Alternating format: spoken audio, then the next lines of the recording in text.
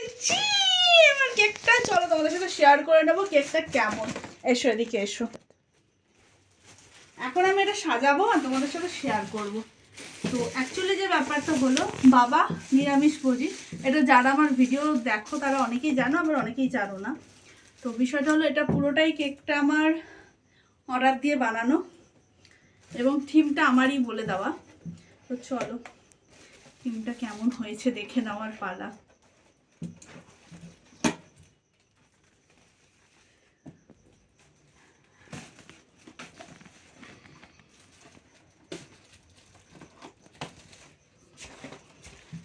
তো এই হলো কেকটা।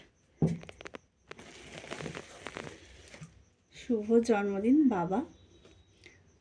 আর এই হলো সুন্দর কেকটা। কেমন লাগছে বলো কেকটা দেখতে?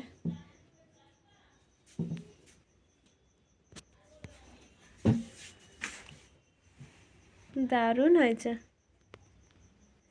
তো এখন যেটা হলো, এখন হলো বাবাকে ডাকার পালা আর কেক কাটিং এর পালা। তো এখন আমি বাবাকে ডেকে নেব আর এখন হবে কেক কাটিং।